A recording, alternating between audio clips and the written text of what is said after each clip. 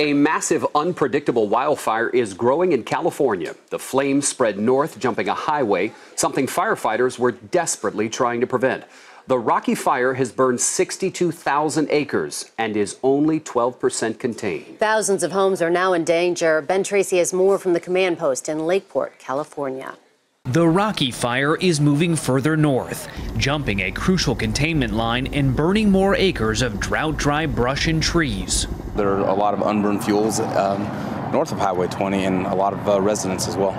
The fire crossed north of Highway 20 in multiple locations. Residents in these areas had already been evacuated. These firefighters are lighting what's called a controlled burn, basically trying to keep the fire on this side of Highway 20. The problem is, on this side of the highway are homes, and they're trying to make sure those homes don't burn.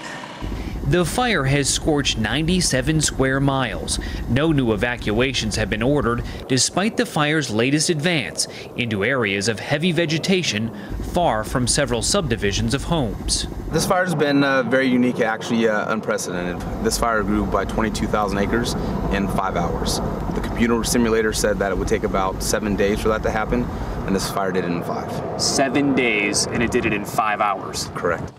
In addition to setting back fires, firefighters are using air tankers and National Guard helicopters to fight the fire from above. This father and son returned to their property after they were forced to evacuate last week. They found only ashes where their house once stood. You got to be strong, and I'm young, so I can start over.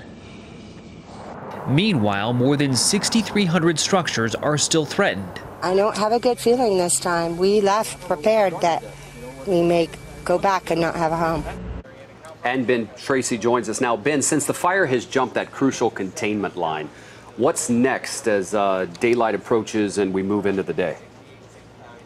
Yeah, David, the sun is just coming up here in California, so we should know shortly just how far that fire spread overnight and how much progress firefighters made trying to contain it.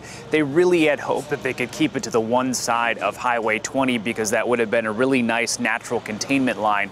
Now that it has spread, the question is how far did it spread and how close to the homes on that other side has it gone? And Ben, where are most of these evacuees going, and when will they be allowed back into their homes? That is the big question, Meg. There are 2 evacuation centers. However, I will say when you go there, you don't see a whole lot of people, and that is pretty normal for a fire. Here in California, we go to evacuation centers and you'll see, anywhere from a dozen to a couple dozen people. That's because people generally go stay with friends, family, they'll go to a hotel. But it could be several days. Now that this is on the other side of that highway, kind of all bets are off in terms of when they will let people back in. The good news was that the area that the fire spread to late yesterday was an area that had already been evacuated, so there aren't any new evacuations. It just may be that people are out of their homes a little longer than they expected to be. Ben, LA is hurting for rain. California, for that matter, is hurting for rain. In terms of humidity and weather, do we think that will help at all today? Yeah, firefighters getting a little help from the weather. The temperatures are cooler than they have been. It's only in the mid-50s right now as we stand here, and humidity levels have gone up overnight.